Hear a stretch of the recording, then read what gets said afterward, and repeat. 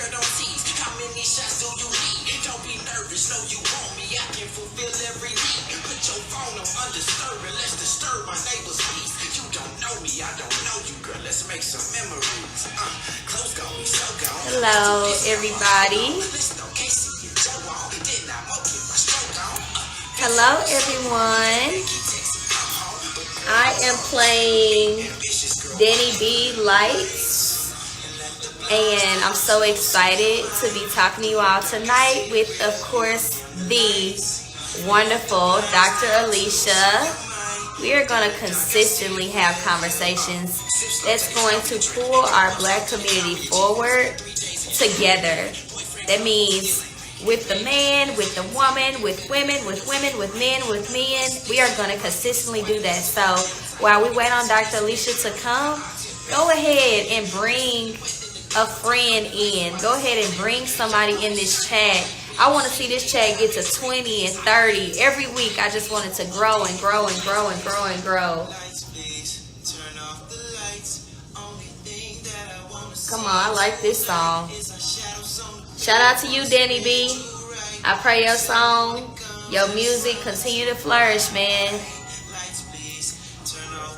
Also, fun fact, if you ever miss any of these episodes, Dr. Boyce Watkins posts this on his pages on YouTube, so it's definitely a positive experience. How y'all doing over here?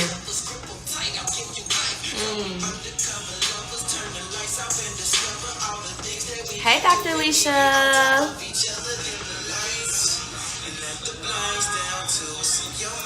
Let's get you in here.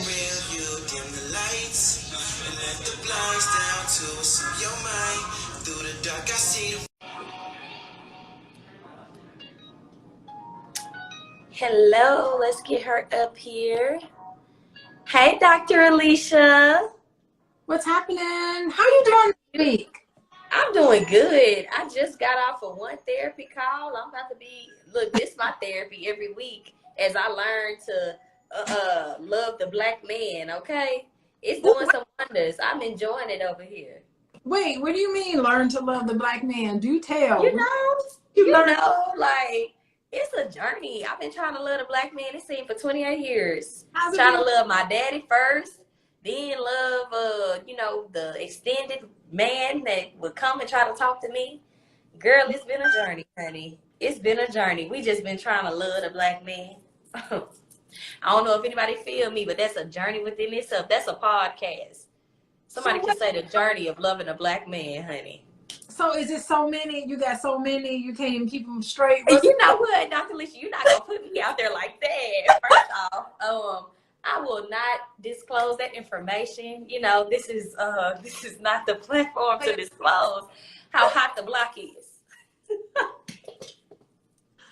We're not going to disclose how hot the block is. The block is not clear. The block has occupants. However, until the right contender steps and talks his tough, this stuff, we're just going to continue the journey of trying to love thyself and thy Black man at the same time.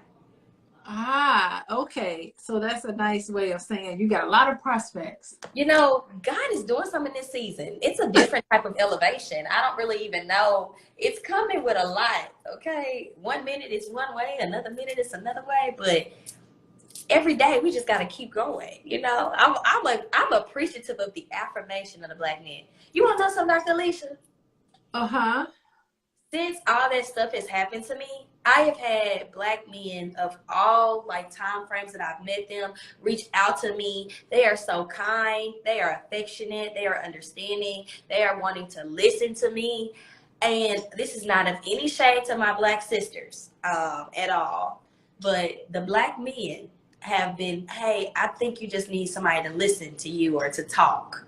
And I'm like, imagine the Black man wants to talk and hear another woman talk. And I'm talking not no 5 minutes. We're talking, they want to talk. I mean, they want to talk. So I think it's really nice to be wanting men to listen to you. I mean, I really personally feel like this is a new era of Black man arising. Or maybe because I'm just in a different energy or something. I don't think it's a new era. I think they've always been there. They've Oh, always been there. They always been there. They love us. They want to listen to us. This is the norm. wow, Dr. Alicia, you're always going to contest my thought processes. And that's why we have this show, because I have my thoughts and my context, and you have your truth. And then I have my truth and you have your context. But when we have our truth, our context, we're going to have understanding and communication. And that rules the nation, honey. Yeah, I think men, I think Black men have always been ahead of the game compared to any other races in terms of knowing the importance of family, knowing the importance of the specialness of the Black woman, wanting to be there for their children. I think that's the norm. Girl, what Black men you grew up with? I need to get a piece of them. Where you grew up with them at? The norm. I think sharing household roles with their spouse, I think they've always been ahead of the curve on a lot of that. African American couples are way more egalitarian than white couples and Hispanic couples, traditionally speaking. And I think that because, you know, Black women, we've always worked. We've always had jobs. We've always, you know, it was a luxury for white women staying home and working. But we've always had help from the Black men. Now, what happens is that it makes it complicated because when you have two people working, it makes things a little more dynamic in terms of household. But I do believe, and I have seen Black men and women come together and say, how are we going to raise these children and run this household together? And it's funny because a lot of white men are now starting to understand that this is the best model in terms of raising families. A lot of white men are starting to say, you know what, I need to also be oh wait, somebody's texting me. You know, they're saying, you know, I need to start stepping it up and start doing things. But Black men have always done it. Wow. In general, as a whole. You know, I hear you, Dr. Alicia. I really do. You know, I really got to see the pieces of Black men you grew up with, because, like, this is so amazing to know that there's another woman out here that has seen other specimens of Blacks. Because, like, what I've seen in the specimens of Blacks, it's like, I'm from Pine Bluff, Arkansas. You know, they say it's Pine Bluff where it's rough, but I won't even say that. You know, we're up and coming. We're the next Atlanta. We're the next, like, whatever. But it's just like, wow. You're challenging my entire thought process. That's why I like talking to you every Tuesday, because I always walk away thinking, wow, there is another life out here that maybe God has hidden me from. Maybe there's something out here that feel hidden. I don't know if y'all feel hidden out here, but I don't think I've seen it. So you've seen it, so you're able to shed light. It's almost like a new light that's being shown. Yeah, I think that all this sexist behavior, because I'm starting to see, now one thing I'm starting to see that's a theme I've been watching on social media, because I've been in tune, is this real sexist behavior that a lot of Black men are starting to adhere to. And that concerns me, because when I see Black men say things that are very sexist and objectifying women, in my mind, I'm thinking they are adhering to traditional white ideologies about Black women, because you have to understand what? You had a question about that? I mean, I'm just like, whoa, we're using big words. And I'm like, that sparked my interest, like the white ideologies of the concepts of sexualizations of the woman. Like, can we unpack that? Yeah, I mean, think about Africa. Think about the country of the continent of Africa. Think about that. It is an abundance. There's an abundance of everything. And think about the mentality of people who come from a place where there is just too much of everything. Think about the mentality of someone who comes from a cold rock. Think about the mentality of there being a lack. thereof. And that kind of sets the tone, I believe, for how you see things. Because when it's cold, it's dark, and there's limited resources, you start to look at someone as, what can I get from them? You start to see them as prey and predator because of survival mechanism. And so everything becomes warlike. But when you come from a continent where there's an abundance everywhere, I mean, there's food everywhere, there's ample water, there's ample abundance of everything, those individuals are more nicer. They're nicer to each other. They don't see each other as competition. They see each other as peaceful. But when you come from a place where it's cold and there's a lack of resources, you know, women, because women are just physically smaller, women are more likely to be abused and more likely to be used. And you think about those cavemen where they like dragging a woman by the hair, you know, because out of brute force. You don't see that in, I'm talking about historically, antiquity. You don't see that in a lot of Black African cultures traditionally. I mean, this is all before the invasion of white people with their guns and their Bibles. Yes, I said Bible. You know, and I have been getting so much downloads from like historical context on how Black, you know, Africans, we had our religion, and then white people just went and gave it back to us with more constraints and rules and all of these different frameworks. But we had it, they repackaged it and marketed it. And then now you have the experiences that you have on Sundays, and we wonder why we got church hurt. Well, it's because it ain't the type of church that we had in the beginning anyway. But, you know, that's neither here nor there. I'm just shook. I'm shook. You know, because you just speak so much in the areas of which it's just like, it's just wisdom and knowledge. And I'm just here to soak it in. I really am. Are y'all loving this, audience? Listen. You are funny. Hey, look, Kayla 1699. We got Erica J Pro. We got Nicole Hub. We got Kayla 15. We got Pretty Nita. We got Lady Tam 11. We got Odunya Life History. We got A-List Photography. We got Yes, it's Jamaica. We just want to thank y'all for joining today. We do want to see this chat get to at least 30. So throughout this time, if you all are hearing something that Dr. Alicia says, or at least something that I say, can y'all go ahead and put some hearts there? Show us that you're feeling what we're saying. But Dr. Alicia, I mean, there's so much wisdom in you. I feel like we just need an episode on the history of Blacks. Just download, because a lot of us don't know our history. You know, it wasn't in schools. They didn't tell us. Yeah, the history of Blacks is the history of mankind. It's the history of human beings on this earth. Yeah, that's the history of us. And, you know, and beyond.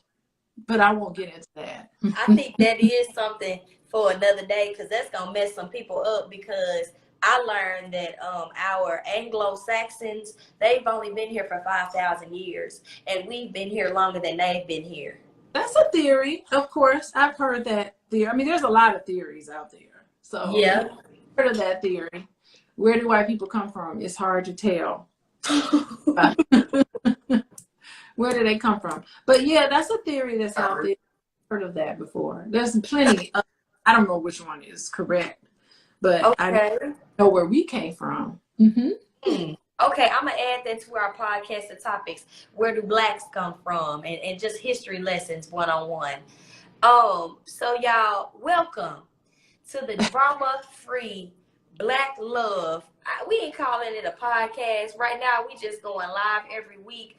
And it's a series that was birthed to raise awareness about healing and restoration of relationships within the Black community with, hear me when I say this, hear me when I say this again, with a licensed therapist. Because a lot of people may not know this, Dr. Alicia, but you're licensed. You come with, you know, whole licensing and what that comes with. And in essence, for I think this is our 4th episode, Dr. Alicia, can you just tell people, yeah, it's 4 already. Can you tell them who you are, what you do, and why you do it? Then we'll start to really unpack our next questions. Okay, my name is Dr. Alicia, and I am a licensed clinical social worker. So I'm licensed to practice therapy, and I've been licensed. Oh, I got my license. Oh, wait, I got my license when I was pregnant with my son. Oh. And he's 19 years old. So I've been licensed for 19 years old. 19. My license is an adult now. Mm. And I don't know how old I look, but Baby, you don't look, black don't ever crack. You don't look like nothing you've been through, honey, and you give life every single week. Period. Cool. Y'all better tell Dr. Alicia she been playing, honey. Yeah. So anyway, so I've been licensed for 19 years, and I remember being pregnant going, I got to get my license before I have this baby, because I don't know what it's going to be like after I have my very first baby. So that was my baby, my license. And it was important to me to get that, because it lets the license is not for me, it's for everybody else. It lets the public know that I got the training, that I've got the know-how and the knowledge and the skills to do everything it takes to become, to provide services to people who need it in terms of mental health, and case management and everything that has to do with making sure individuals are able to just live their life. Life is short, and there's things that get in the way for you to become whoever you can become. Either it could be psychological, it could be physical, it could be financial, whatever it takes. There are people, licensed professionals, who are able to help you get there. And so that's what I see myself doing. I also am a college professor, so my semester just started. So I'm teaching classes now about teaching adults how to become therapists. So I teach in a master's program at my home institution, and I've been teaching for, oh my goodness, it must be like 14 years I've been teaching. I've been teaching 14 years at this university. I also taught as a graduate student, so I don't count that. Since I got my PhD, it's been 14 years ago. And so this is what I love to do. This is fun. I can't believe I actually get paid to do this. And it's that I would do all day long if no one paid me a penny.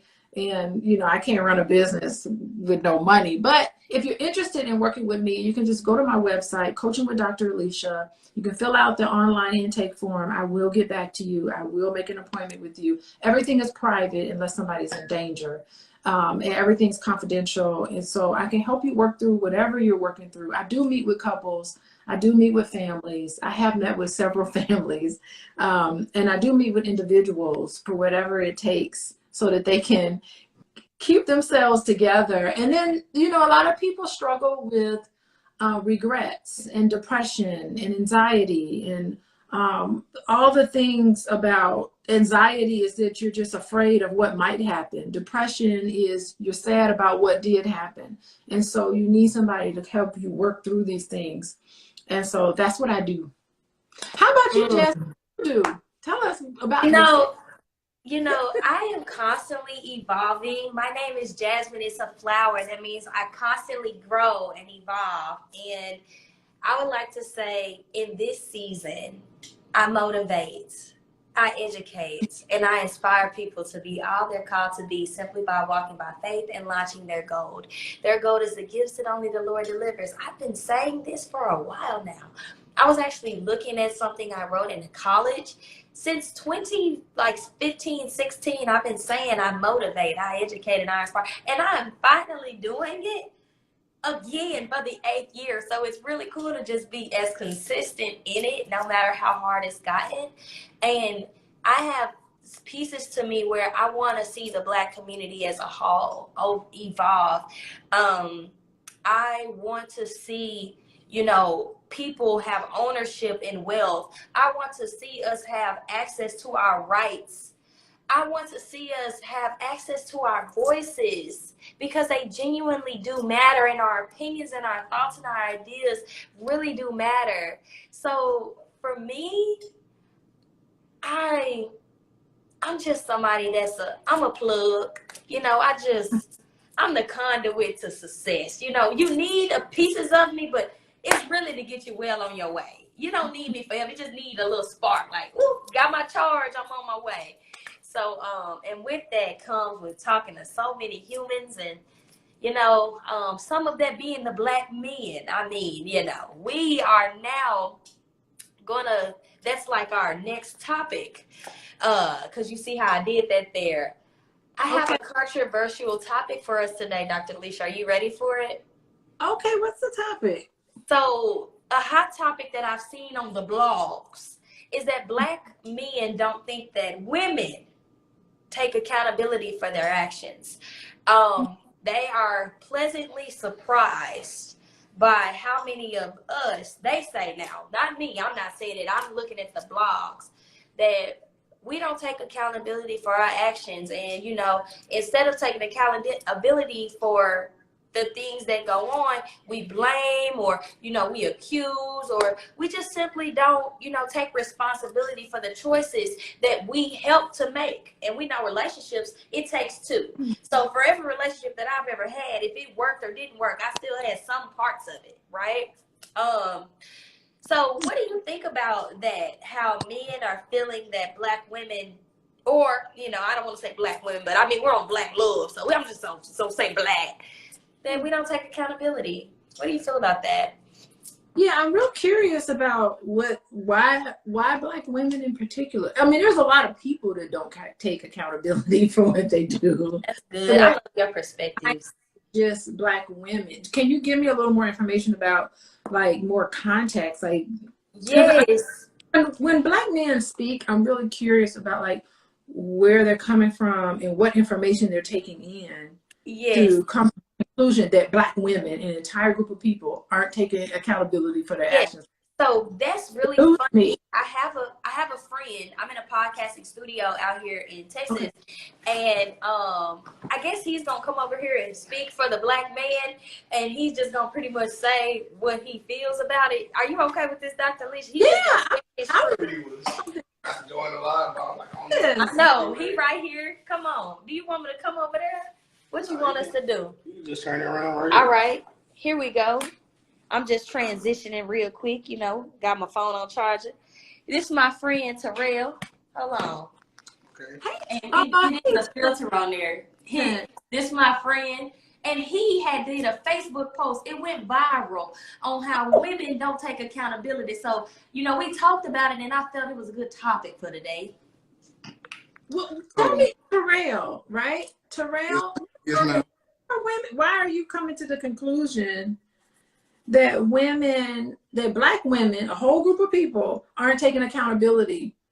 Well, I didn't say Black, I did say women, but majority rules. Majority rules, first of all, so I know it's not all women. But okay. A lot of times women blame men. First of all, let me tell you what initially made me make the post. So I saw a post about this rapper, and this famous rapper and his girlfriend, basically, and they was posting about how what she was before she met him, and they was like, well, he made her like this now because she's a certain way, like she gets in trouble, she fights people over him, she be fighting his family members, she puts her hands on him, but she won't leave him alone. And a lot of women do that. They was like, the first thing people said was, man, he destroyed her. She was this pretty woman before him, and I was saying that women don't take accountability because, first of all, they don't leave when they supposed to sometimes in the relationship, and a man only can control what goes on in his vicinity. You don't have to be there, so you can't blame a man for your downfall every time. As among other stuff such as, you know, babies. A lot of people show you who you are when you first met them, and you know what I'm saying, you lay down with this man, you find out he was a deadbeat.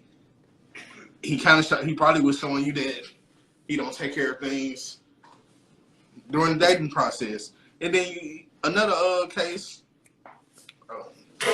We're just getting our seats together so we can have a collective conversation. Keep going, Terrell. He has a lot to say, Dr. Alicia. Mm-hmm. Yeah, and then what was I saying where I left off? When you have kids, they showed you who they were in the dating process. Yes, a lot of women get date these men that not even just with kids. They date these men that they've seen. Women that I see, from my point of view, where I'm from, especially, they see a man that pretty much does every woman he does wrong. You know what I'm saying? Especially with social media nowadays, you kind of see the relationship, and women that get this idea that they're the one and they can change this man, and then the man turns around and do them the same way, and they act like they don't know where it's come from. And I feel like they should take accountability. You saw the type of person this person was. Okay, so it sounds like to me that you're saying women are making poor choices when it comes to men. You're seeing some women. They are making poor choices, but they're not taking accountability for those poor choices. They're blaming the men. So I think there's some women who do make poor choices and they regret it. And what I ask women, and there are a lot of women, I do see a lot of women who say, Dr. Alicia, I want to know why I made this mistake. I made a terrible choice, and I'm so regretting it, and I'm continuing to repeat this pattern over and over again. I want to know what's going on. And so when I talk to women who say those things, I ask them about how were you feeling in the moment? What were you thinking about that led you to make these regrettable decisions that you're making? And I think it's so important to deconstruct some of that, because when I do talk to a lot of women who make bad choices. And when I deconstruct a lot of that, some of it is them, but some of it is that they got fed a lie from this man. and maybe the lesson for them is not to be so gullible, take things slow, and, not looking for love in all the wrong places, because so many people that are just love starved. They didn't get it from their father. They didn't get it from whoever. I'm not making excuses, but I'm just trying to help people explain things. And I think some women just want to believe that, that this man is different. This man will be different with them. So there's a lot of men out there who be feeding women a whole bunch of mess. There it is. For sure. So some of it is them, but some of it is not them.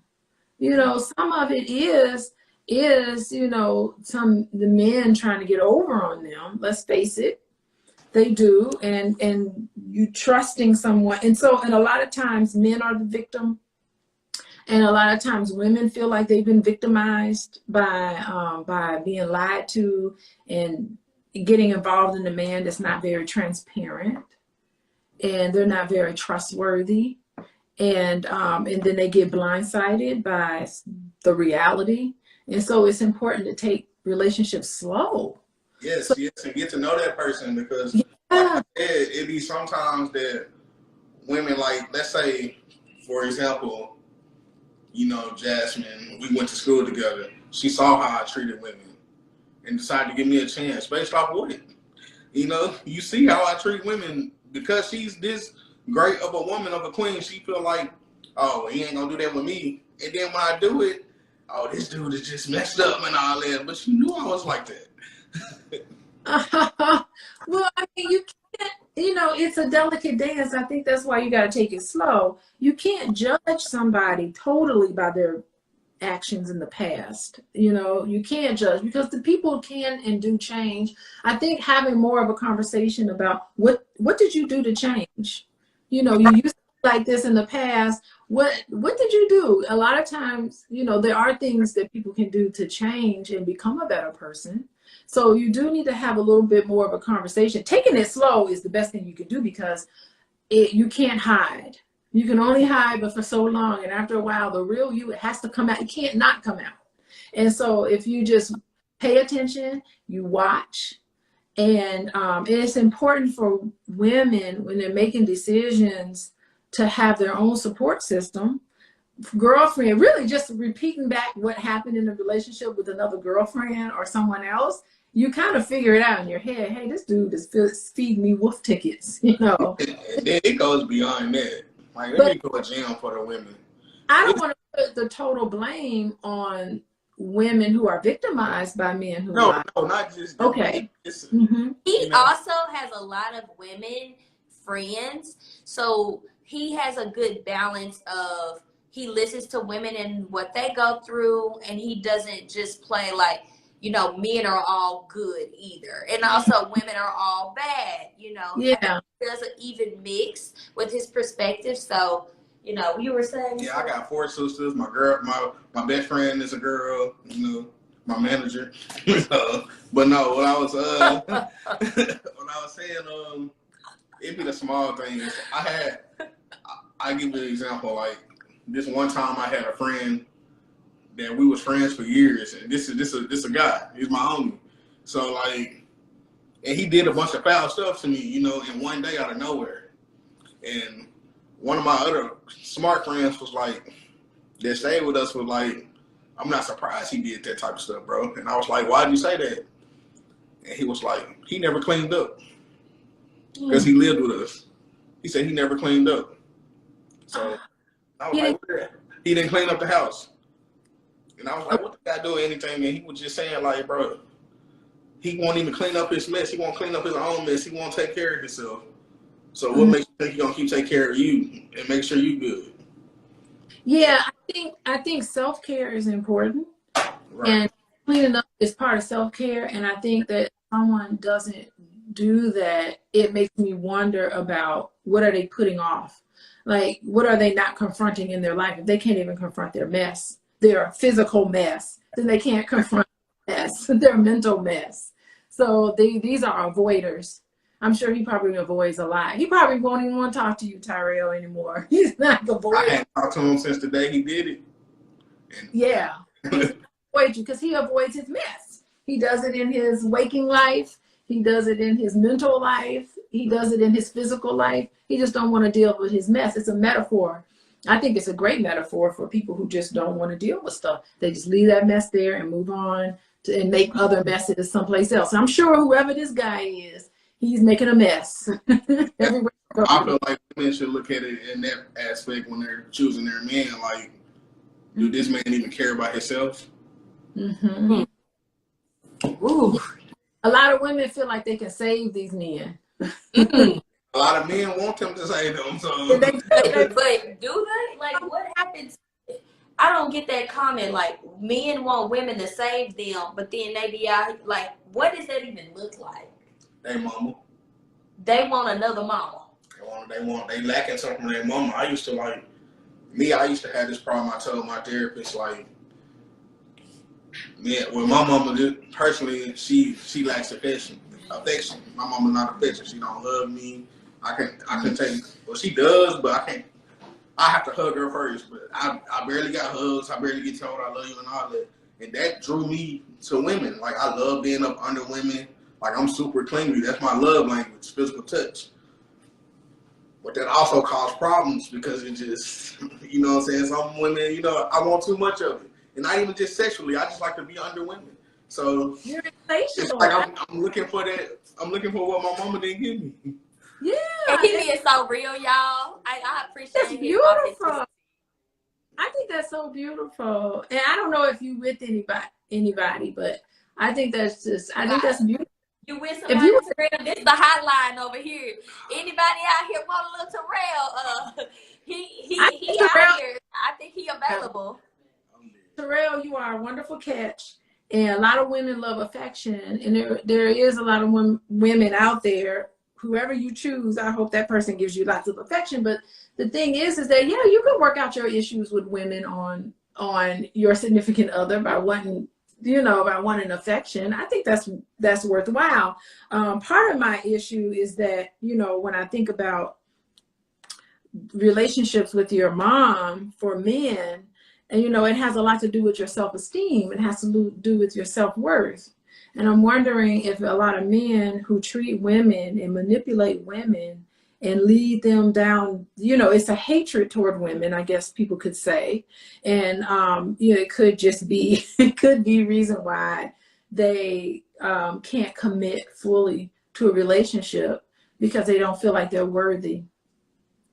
And, you know, they want it, it's so interesting. Like, you want to love somebody, you desire to be close to someone, but at the same time, that closeness can scare you. And so they can push women away, really good women, they can push away and do all these shiesty things. And that's why women are dumbfounded, like, dang, I thought this dude was cool. I just made a bad choice picking a mate. What happened? And, you know, it could be that he just hasn't come to terms with, you know, some of his stuff, some of his issues. I mean, it's such a complicated thing because everybody wants love. They want to be loved. They want to, if they admit it or not, even men who act like they don't want it, they do. I believe that they do. I mean, I'm always speechless. You know, every conversation, I'm like, wow. And I was reading something, and it was on TikTok. TikTok has really been giving so many gems. You know, you have to always watch the information. Hashtag TikTok taught me. Yeah, look, and one of the women on there was like, why whenever a woman, you know, obviously shares, hey, I'm going through something or I'm hurt, that the response is, well, go focus on yourself, as if you can't do it at the same time, which is give yourself both self-love, but also have the yearning ability to also love or want to love someone else. Because our life is never going to be this, I'm by myself, I love myself, I'm always by myself. Like, we live in a society where we need other people. So when that woman brought that up, I was like, dang, all the times when I have pretty much said, you know, hey, that I was in a relationship, it hurt me, the response is go love yourself. As if I didn't love myself enough to give another person a chance to love me, which meant that, I mean, I'm just out here trying, again, to love a person, which we all have the opportunity to potentially get hurt. And it's like, all because I took a chance or a risk, in which sometimes the people that want to tell you to go love themselves, they don't love themselves anyway. They want to tell you, it's almost like, why is the narrative not, wow, congratulations for loving yourself, which is getting out of that situation, healing, of course, but also being able to say it's going to take the one time, which is the right time, to get with the right person, and then you'll forever be there. But it's a journey to love yourself and love somebody else at the same time. Yeah, I see what you mean. I think, like, loving yourself, I mean, for me, loving myself is saying, okay, I enjoy running. In a couple of weeks, I'm doing a half marathon, and then I'm doing, you know, some other races coming up. Part of me is loving myself is joining a run club. So I'm in 3 run clubs now. Part of me, I love to read. So I like to go to book, you know, I like to go to the library. I like to read books. I like to do things. So part of loving myself is waking up every morning and saying, okay, Alicia, what is it that you want to do today that'll make you feel good? And when I do that and I follow all of that, the person for me is going to be there. You know, the person for me is going to be, I'm going to find the man for me, you know, at the library. I'm going to find the man for me in the run club. I'm going to find the man for me in yoga. I'm going to find him at the gym. I'm going to find him because I'm finding myself, because I'm thinking about what I want to do. And so I think that's maybe in a roundabout sort of way, both perspectives are correct. I think it's just important to get to know who you are, what you enjoy, what you love, follow that, and the man for you is going to be sitting right there. And to speak towards that, when I tell people to love themselves, when they talk about what I'm saying is, if you love yourself so much, like some people, I don't know about your particular situation, but some people let what happens in their relationship affect how they feel about themselves. Like, I feel like when you love yourself so much, your mind goes straight to, well, you messed up with me. You know what I'm saying? I'm not hurt by this loss. Or I'm not going to let this loss affect me because I love myself. So if you can't do it, cool. You know? Yeah, and you know, it's so funny. Men do this so much more than women. Men, and this is research in general, men base their happiness on how happy they can make their wife. or their significant other. Their happiness is based on how happy their significant other is with them. And I kid you not, research study after research study has shown this. But for women, what do we base our happiness on? What do you think? What our friend girls feel about us? I don't know. How our family feels about us, how our children feel about us, how our mate feels about us. Like our happiness is based on so much more. It's way more bigger breadth. But for men, it's particularly if their woman or significant other is happy or not. They base their happiness on that. It's really something. It comes up over and over again across the board. You know, so a lot of men are happy with they can make their wives happy. If they can't, then that just ruins their day. It's really why I think it speaks to why divorce is so hard on men, or dissolving any relationship is men take it way more difficult than women do. Because we got girlfriends to talk to, I got my mama to talk to, I got my friends to talk to. We have so much of a support system, network of people that we reach out to. But men, they don't have nobody. Who they gonna talk to? They don't have hardly. We gotta just exhale. We can't wait to exhale, man. We gotta wait to keep going. Y'all wait till exhale. Talk to about it. So we men take it. I feel sorry for men because I think we need to change some of that. I think male friendships should also not just include golf, or like, I don't know, playing video games. I don't know what men do when they together, but it definitely ain't talking about their feelings. And I feel like male friendships should dig a little more into that. Thank you. She said it's not about talking about their feelings. So they don't. So then, do y'all talk about y'all feelings? What y'all talk about? I got certain homeboys where they're in certain home. Like I know who to call. Okay, you know who to call. Never as a group. As a group, somebody gonna be like, man, you being tender. You know what I'm saying? Not you being tender, but my thing is like, imagine you saying you being tender, but like that's the basic attributes of what makes a relationship between a man and a woman really work is that tender side. Because imagine you the protector, you the provider, you the professor, and then when you come home, you like, baby, I'm hungry. Baby, come over here and rub my back. Like now you want to be tender, but because you ain't never had that space to be tender, now you don't know how to be tender. So now you just rough. And then you like, well, then the woman, she like, well, my man just rough, but then she got to help make you tender, but you don't have to be tender. How we making tender men? Men, as soon as these men hit the front door, they need to start being tender. They need to have like, come on, tenderoni in 2022. That's when it starts. It works outside the house, but it does not work when you come in the house. You cannot be like that with your wife or your significant other. You cannot be like that. It ain't gonna work. So we're gonna be sitting there like, I done made another poor choice. Another poor. And what's so crazy is, do you think that by you being tender makes you less of a man?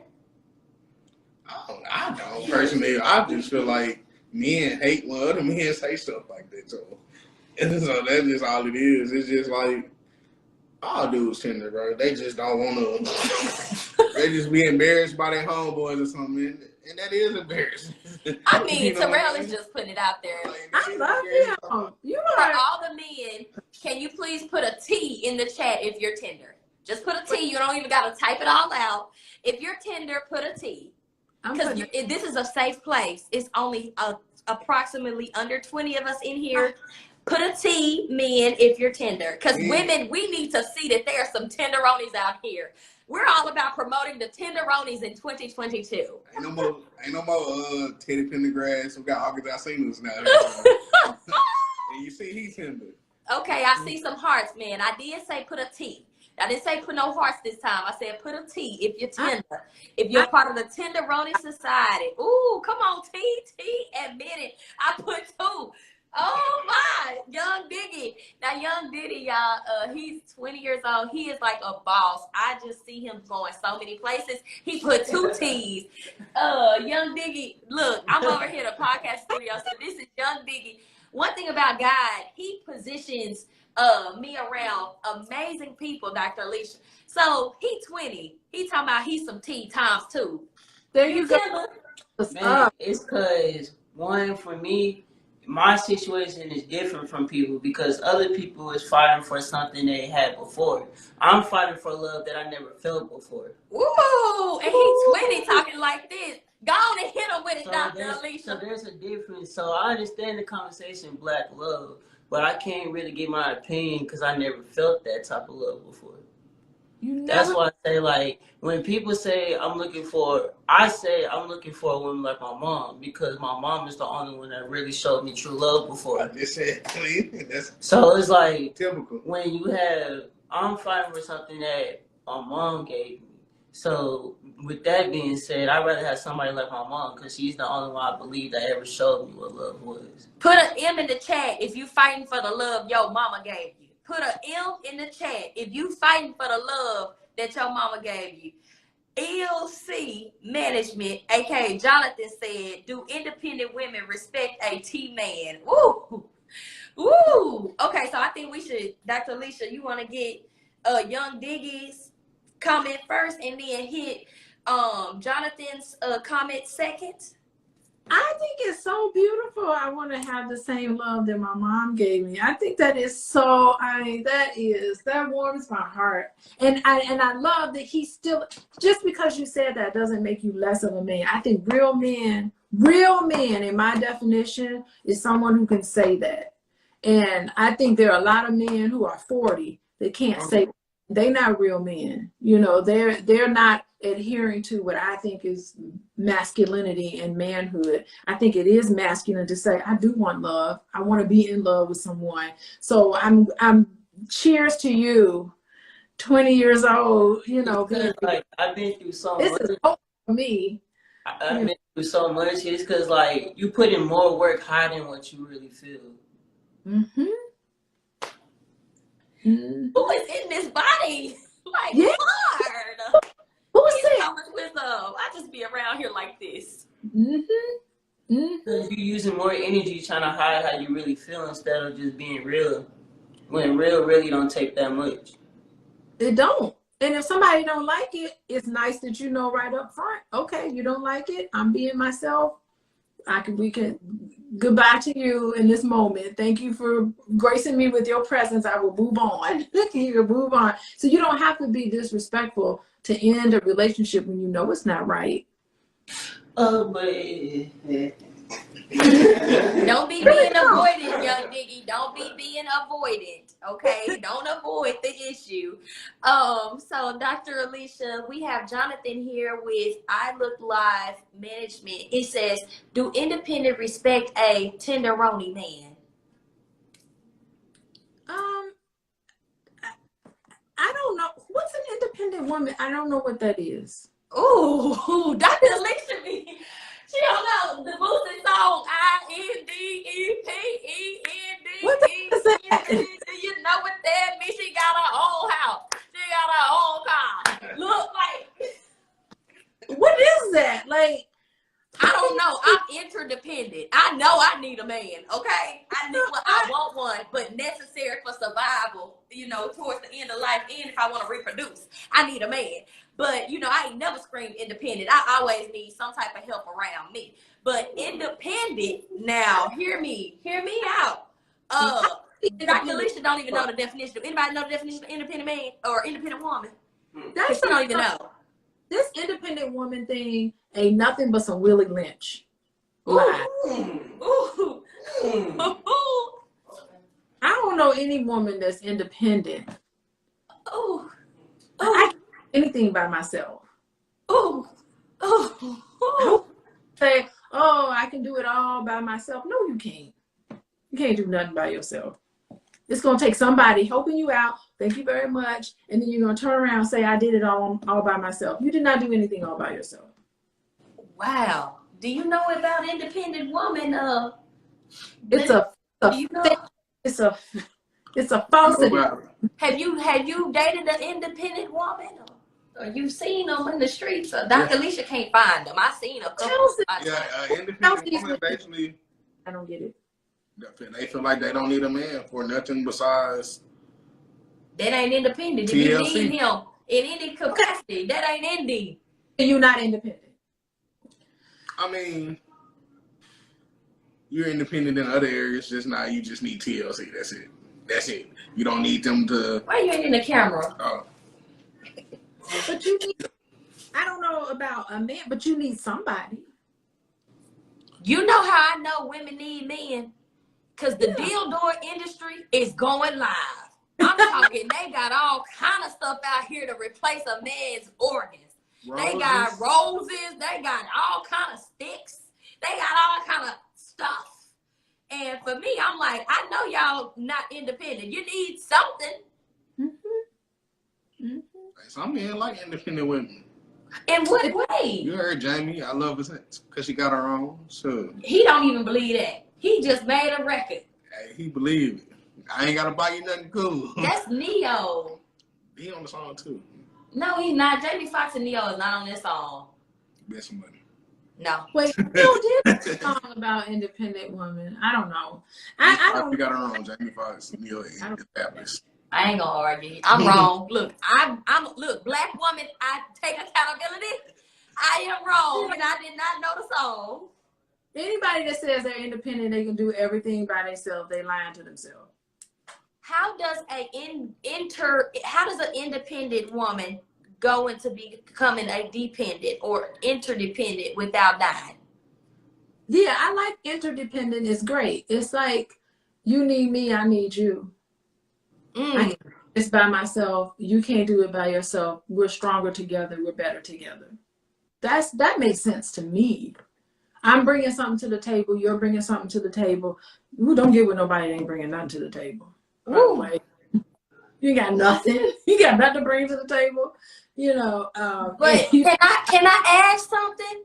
Like, hear me out, Dr. Alicia. Like, okay, if he ain't got nothing to bring to the table, but what if he working on something? You know how hard it is to to the get table. He's bringing his skills to the table. But some women get hooked. Did you see the Tyler Perry movie? When No. That's crazy. do you remember the Tyler Perry movie? Acrimony, and she was waiting on it and praying on it, and he ain't bring nothing to the table. Even the Insecure with Issa Rae, she was waiting for a little while. Then when he left her or she left him, that's when he gonna find his out. But listen, what people forgot on Acrimony, he gave her the opportunity. That's why I said the movie, everybody asked me what that movie was about. I said it was about the money. Because when she was finally fed up in the movie, he told her, I can sell this product right now. You get us $80,000. And she said, go sell it. And he said, this is when she fed up. She thinks she's cheating, she want to leave. But when he says this, she said, go sell it and I'll stay. And he said, I believe this product is worth way more. I don't want to sell it for $80,000. We ain't got nothing to talk about. So then when he comes and gets $60 million off of it, all of a sudden, and then gives her $10 million, that's not enough for her no more. Like, it's like, you owe me. Dang. So. Ooh.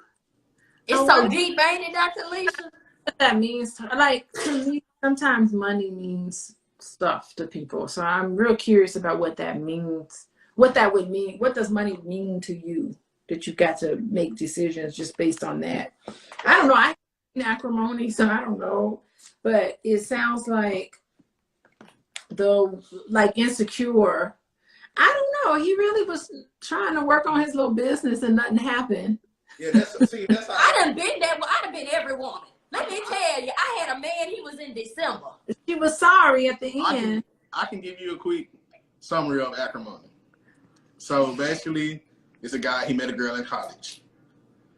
She was helping him all the way through college because she had money. He cheated on her once in college. Mm-hmm. You know, that was the first red flag for her. And he became overly needy. So basically when they became adults and graduated college, he had an invention that he wanted to get off. He was putting 100% in his time and invention. I don't want to get a job. I believe in this invention. Okay. And she was putting her money into it. Okay. And she was doing it so much and believing in his dreams so much that it caused them to get into foreclosure in their house, in their home. Okay. And he, you know what I'm saying, she got, fed up. And basically she thought he cheated again because, ironically, the woman he cheated with in college works for the company that he's trying to sell his project to. And the woman from the company actually wants to get him what he deserved for that invention. So the wife was mad behind him even being around her. Oh, you're cheating again. You were with this woman you cheated on me in college with. He tells her, hey, but she's trying to give me money for this invention. We're not like that no more. I can get $80,000 right now for this. If you can get that $80,000, we good. He said, no, it's worth more. She divorces him. He gets the money. He gets millions. He becomes rich. And he tried to get her back before he got rich. He tried very hard. Like, he did everything he could. He actually got a job and everything. She still didn't want him. When he got rich, he bought her house out of foreclosure and he gave her a $10 million check. And he married the woman that helped him get the 80 million. to get the millions. And, that was her. Okay, so that makes sense. Okay, that's such a Tyler Perry plot. Yeah. But that didn't happen. I know it done happened before. This Tyler Perry movies is real. I done been a Tyler Perry movie multiple times. I'm being honest. I had a man that I was dating in college, right? Let me tell you, he had this business he wanted. I purchased him the software in order to get his LLC and do his business plan. He ain't never opened it up. I had to wait a year for him to finish college, and because he was older than me, but it took him so long to get out of school, he didn't never get his stuff off the ground. All of a sudden now his whole business, I guess he doing something. I think he just leeching off of another woman to get the successful. I'm being honest. Because if it was in you back then, it should be in you now. And he was like, when he broke up with me, you know what he told me, Dr. Alicia? What? He said, I know you going to be successful. You was a hater. You was mad I was going to be more successful than you, but I sat over there and invested in your business. Accountability. Risky thing. I think like entrepreneurship is a risky thing because here's the thing, like when you're in a relationship with someone, you want to have conversation, especially a committed relationship. You want to have conversations about your hopes, your dreams, your aspirations, and you want to have those conversations so that you can help each other achieve your personal goals. So it should be a two-way street. It should be, here's what I want to do in my life. How can you help me achieve my personal goals? Here's what you want to do. How can I help you achieve your personal goals? And then you have some things together. So that is the one, that is the ultimate goal of relationships, and a committed relationship is sharing with each other all the things that you want to do in life and talking about how both of you can help each other out. I need your help in this way. I want to go back to school. There's a lot of students right now in my courses who are married and have children, and their husbands are helping them out so that they can get their master's degree because they want to become a therapist. And, I applaud this because, for many times, it's so funny. I get a lot of suburban housewives in my classes, and they've helped their husband out, build their business, and now it's their turn. They want to be their own professional. And so now, as a payback, give and take, they're helping them get their master's degree in social work so that they can, become a therapist and do all the things they want to do. And I think that's what's important in really healthy relationships. You're in a relationship where every person you trust that the person that you're with is doing everything in their power. Everything that they do every day is for the benefit of the relationship. It's not tear it down. It's not going to undermine. It's not going to be untrustworthy. You're not going to lie, manipulate, and deceive. No, you're going to do things because I'm doing this for the family. I'm doing this for my husband, or I'm doing this for my wife because this is what my wife really wants. I'm going to be babysitting the kid. No, I can't play basketball Thursday night because my wife is taking classes online with Dr. Alicia to become a therapist, to become a therapist and live her dreams. I'm going to watch the kids. It's those sacrifices that you make for each other. For each other. It's not one person sacrificing and another person isn't. Sacrifices you make for each other for the betterment of everybody. And so I think that's what's important. Okay, well, honestly, I'm gonna just be honest. I'm just I represent the woman trying not to die, loving a black man. I'm still there, Dr. Alicia. It takes therapy and healing takes time. And I'm just still trying to love a black man without dying. I swear to you, that's where I'm at. I think it's time for us to take some questions from the audience. Yeah, let's take some questions. Yes, you can request to come up. We'll do at maximum 3 questions. Try to be off live by 9:15, 9:20. Go ahead and let's go ahead and take those questions. So you can literally come on up. Don't be shy. We're all a family here. We're all a family here. We really are. I'm just inviting people, just to see who will come on up and ask some questions. Young Diggy, do you have a question? Do you want to start it off? Young Diggy? Man, I have a lot of questions. I have a lot of questions for people. But here's a question that I need to ask personally. So for the type of person of me, what is love? What's the true definition of love, in your opinion? I think love is,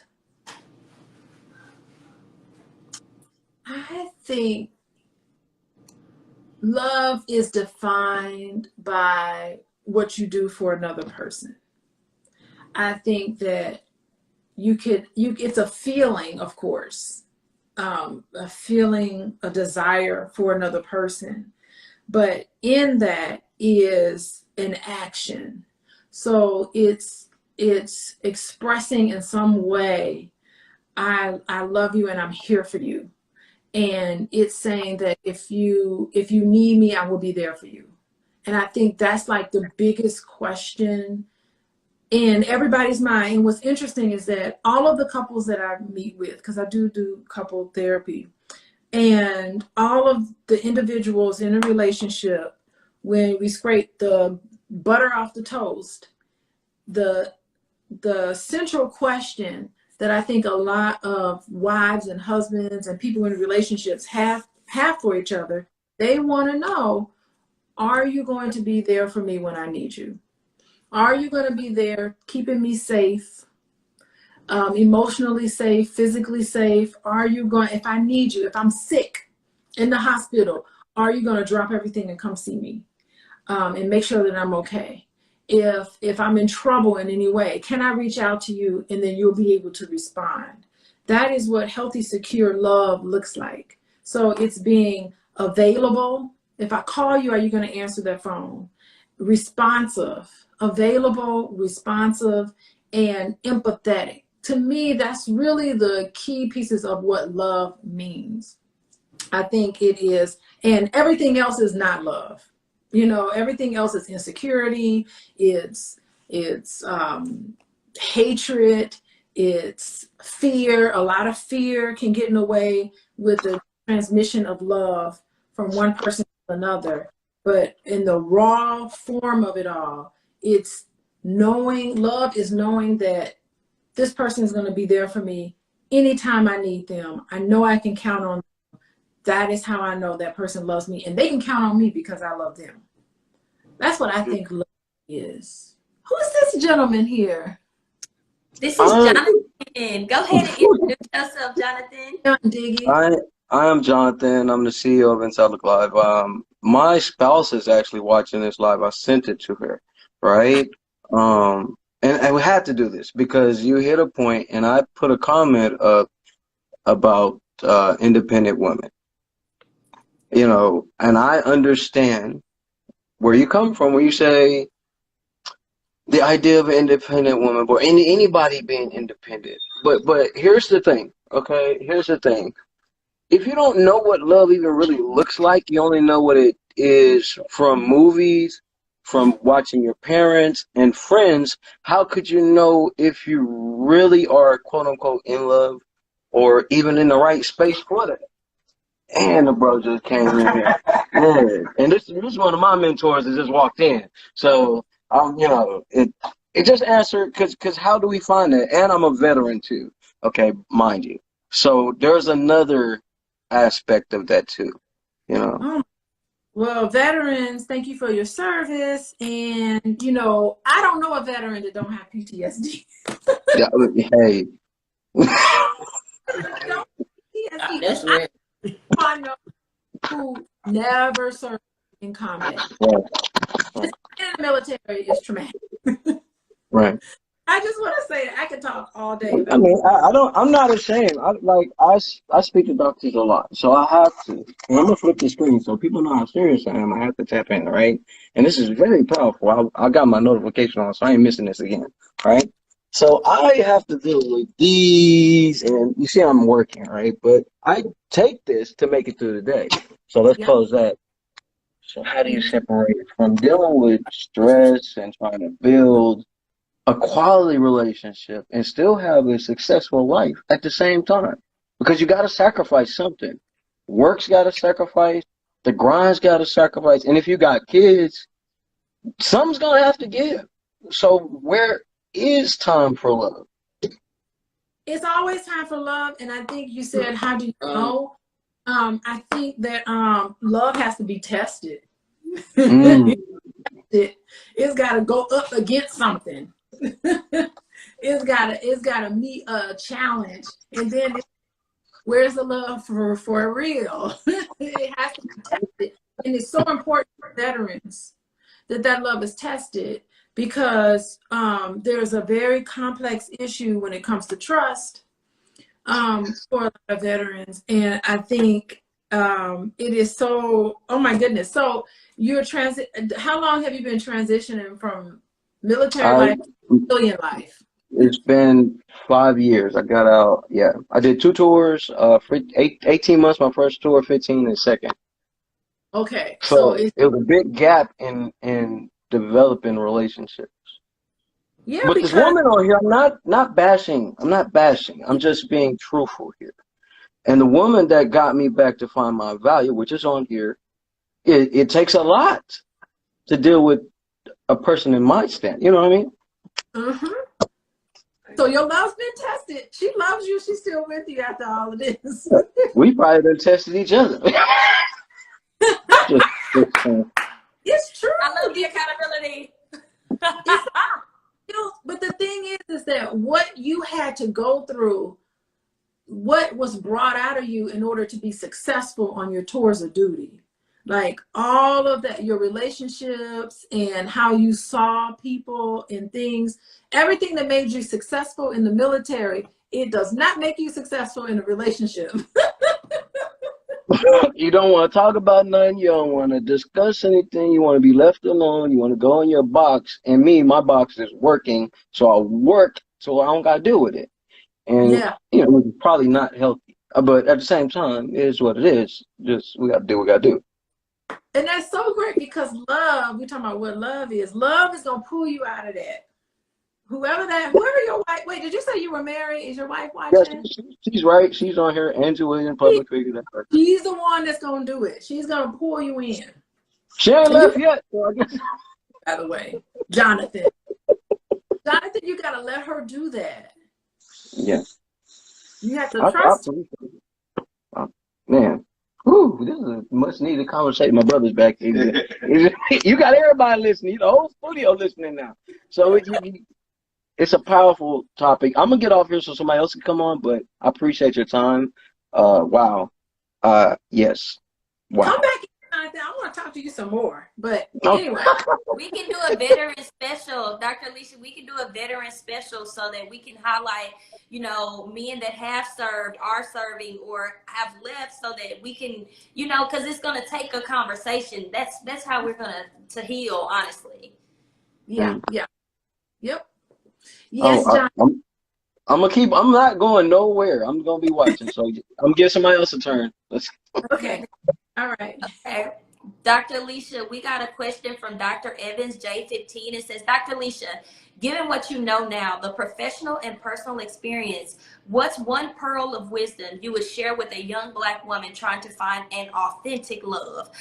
Dr. Evans, that's what she said. Oh my God, trying to find an authentic love. Lord, I don't know. Okay. Oh my God, I wasn't gonna hit you. Hey, Oh my Lord.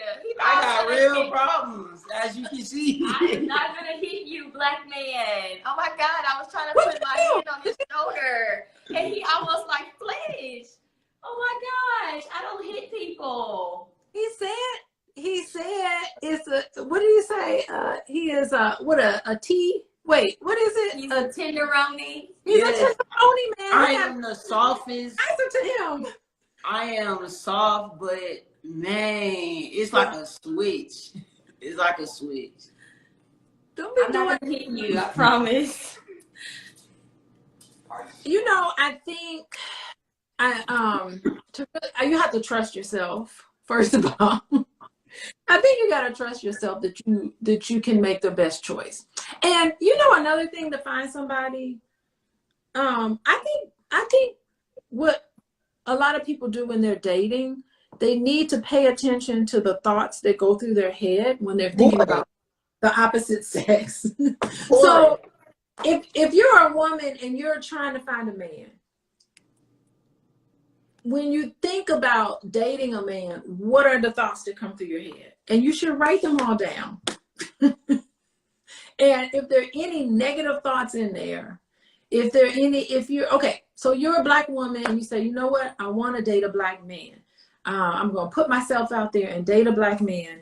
And then pay attention to the automatic thoughts that go through your mind when you think about that, because that tells you the relationship you have with just this fictional person. And write it all down and point out some of the really negative thoughts that you have about it. Yes. Can I ask a question? Young Diggy, tell me what's going on. So for a person like me, because I can only speak from experience for me. So for a person like me that's tried looking for it, but always came to a brick wall. No matter where, like some people say, what's that saying? There's plenty of fish in the water, but every fish you catch is a bad fish. Ooh, you believe that? I speak from experience. You believe that. So, you know, believing something is being something. So if you believe that that's what it is, then that's how it's going to be. So I think part of it, when you talk about changing your thought process, it really is saying, okay, young Diggy, you are beautiful, right? So there's no reason why you can't find nobody, right? So you gotta say, tell Jesus that. For real. Dang, and then the type of female I want, I don't even believe they got anyone. Yes, there is. See, that's the problem. That's the problem. You don't believe it's out there. It's gonna be out there. But there's a difference from believing it and actually putting in the work to look for it and not finding it. They're out there. She's out there. Look, all you gotta do is believe. You don't even have to put in the work. It's your mind. It's your thoughts that's creating what's happening for you. So you don't even have to look for her. All you gotta do is just know that she's there. Trust me. Dora the Explorer left the building a long time ago. Okay, well then it will always leave the building. Because you think it, so it is. And I think we talked about the very first time, Jazz, that we it's your birthright. It's your birthright to love. Traffic, are we gonna see your face? We see your logo. We get your brand. Are we gonna see your face, King? 'Cause I don't even. Are you Nah, gonna you finish can't. something? How y'all doing? How you doing, Doc? How y'all doing? Now you can't see my face right now. I ain't looking too good right now, man. I ain't got my hair. I ain't got What's my hair your all down. look? Did you Yeah, get but okay? We just want to make sure. I am a black male though. But my question is,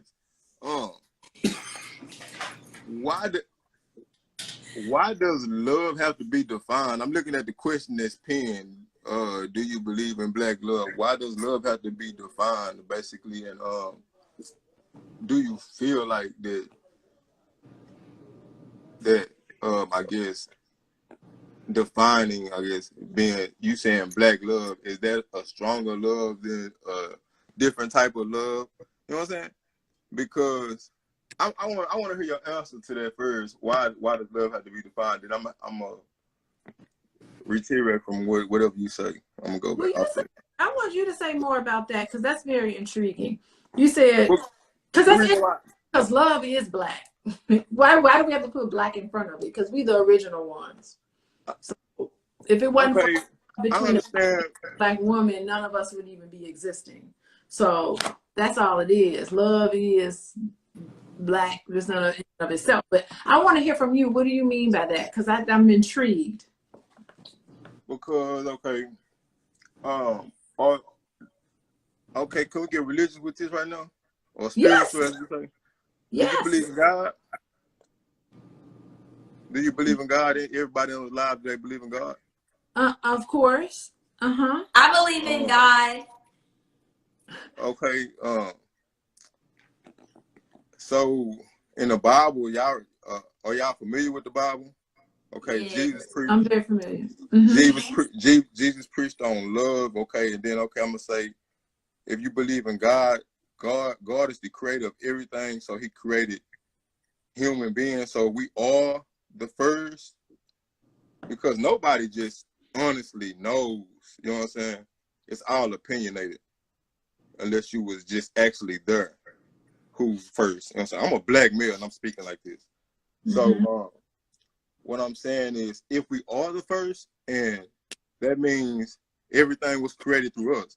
So no matter whether if you love a black person, a white, a Mexican, a yellow, or whatever, you know what I'm saying? Whatever you love, it's still love. Ain't that what the Bible preached? Ain't that what God preached? You should love all. You know what I'm saying?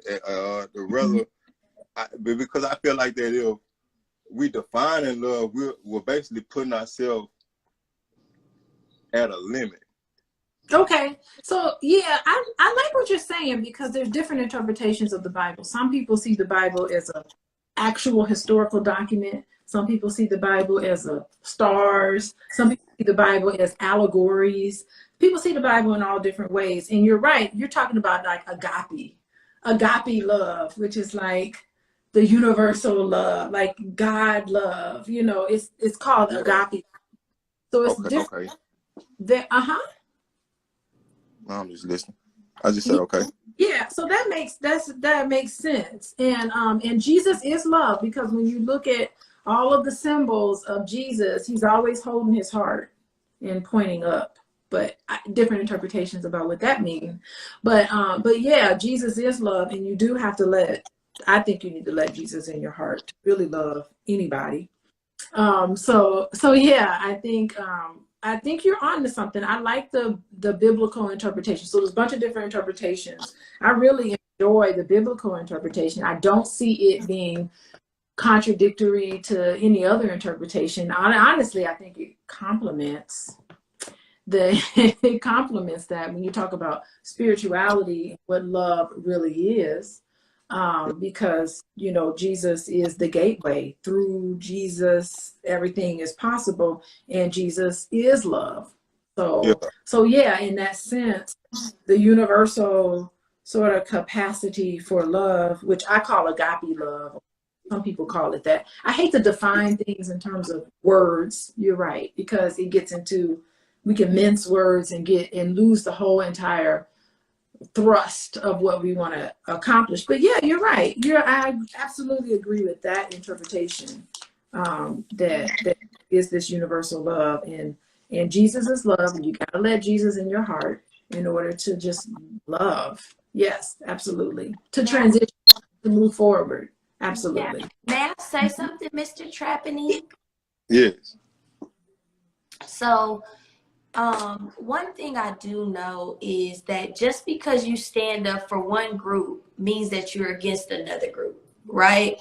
Like, just because we're saying we want to help Black love and to honestly change the trajectory or just honestly start the conversation of raising awareness and healing and restoration of relationships within the Black community, that doesn't mean we're saying the white community doesn't deserve love, or the Latino or Mexican doesn't deserve love, or the LGBTQX doesn't deserve love, or the Asian community doesn't deserve love, or the African community doesn't. It's not saying that. It's just in this context, we want to provide a specific emphasis that when Black men and Black women, or Black and Black and Black and Black and Black and Black, however you choose to love, decides to love each other, we got a lot of trauma. We have a lot of healing that we have to do. And unfortunately, I have not walked the shoes of a white woman. I've not walked the shoes of a Asian woman. I've not walked the shoes of a, Mexican woman. However, when I can learn to love my race just really well, then I know that that same energy I could then apply to all the others. But I think that, is there another white woman doing a show saying Black love matters? Because I just haven't seen that on Netflix yet. And if it is, I think she may be like a therapist or she's doing something. But it's just like, I have not seen how other races make sure that we have the foundations that we need in order to love each other properly. So it's like we have to take a charge somewhere. So my Black king, Mr. Trappin Inc., when we say Black love, it's not that we're saying other people don't deserve love. It's saying that we're just going to try to do our best to raise awareness based off the experiences that we have so that we can help each other. Okay. I understand that aspect, what you're saying too. And I didn't mean to No. I don't take it offensive at all. We're just having a conversation.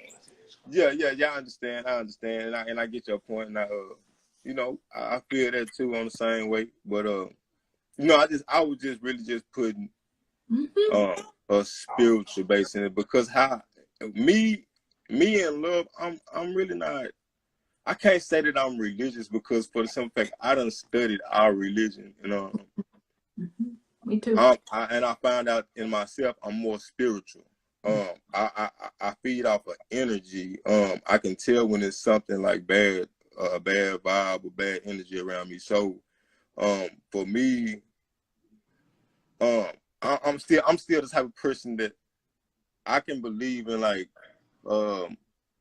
love at first sight, but not as an instance of saying that I love you. I'm like in love with you, but I'm in love with this moment. You know what I'm saying? It's like, okay, if I'm in love with this moment, I'm type, okay, I need to do whatever it takes to keep this moment so to keep lasting. Like, so I do right by you. I'm loyal by you.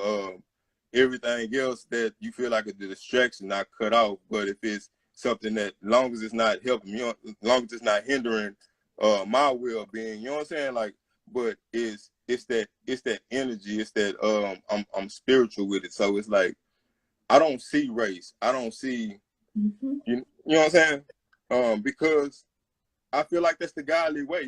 God is a spirit. You know what I'm saying? The Holy Spirit. You know what I'm saying? And it moves. You know what I'm saying? So it's like, that's what I feel. I don't just like believe in religion. I believe in religion, but I'm not religious. I believe in spiritual. I believe in the energy that exists, that coexists between us, that's going on right now. You know what I'm saying? Between whatever energy you have with your partner. You know what I'm saying? Yeah, I get it. Listen, I love opinions. I love your truth. And one thing, I created this equation. I love math and numbers and formulas. I created this thing, and it's called your truth mixed with my what is my words? Heck, I'm forgetting it. Your truth with my actual experiences equals miscommunications, right? But if it's our truth and our experiences, then it's going to equal understanding and conversation. So I love your truth, Trapping Ink. I love what you bring to the table. Like, your value of what you get out of the world is going to help somebody else get something out of the world that they didn't originally see. And so this isn't a conversation about if you're right or I'm wrong. It's thank you for your truth. I'm appreciative of your truth. It's a conversation about love. It's not a conversation that we're not debating. We're yes.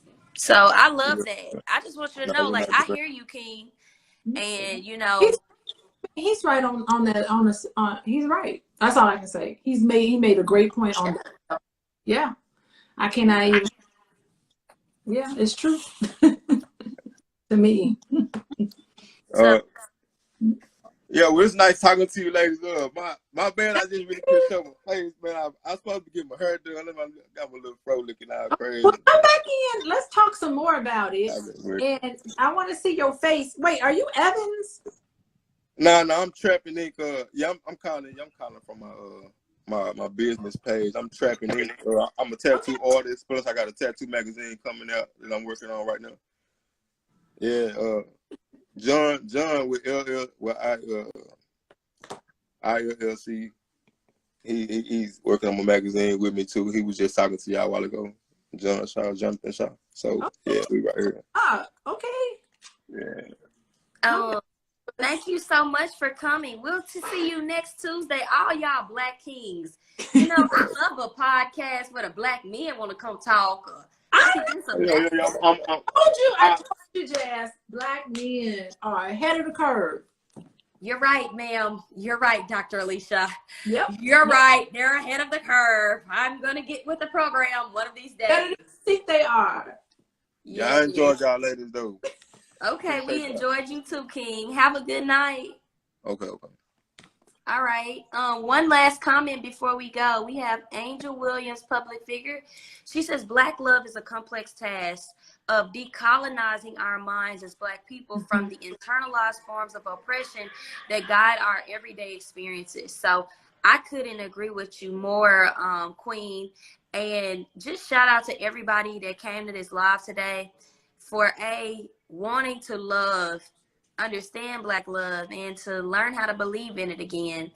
Dr. Alicia, you've always been a gem, and tonight you blessed us again. We don't deserve. You need your flowers today. You're hilarious. Well, I appreciate that, Jazz.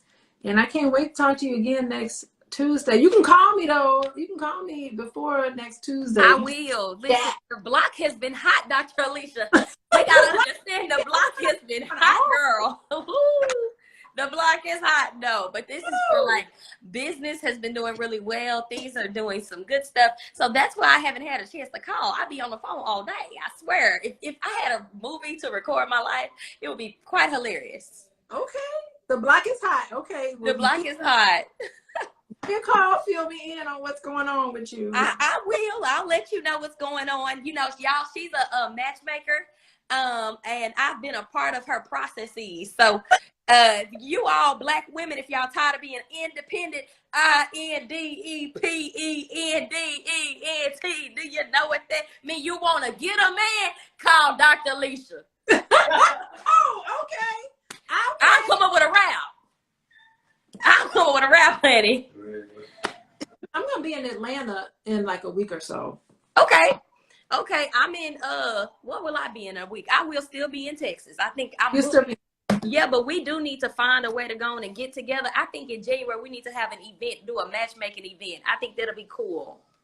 That would be awesome. I'm down for it. We could do something. Well, let's talk because there's some. Of course, girl. You know we're gonna have our talkie talk, girl. We're gonna have our talkie talk. We are. Yeah. All right. Well, let me go. I gotta get the kids to bed. Okay, you better do that mother thing. Okay, you have a good rest of your night. And y'all have a good time, and y'all make sure to come back next Tuesday at 8 p.m. CST, where we uncover and really unpack the drama-free Black love. Talk to y'all later. All right. Bye-bye.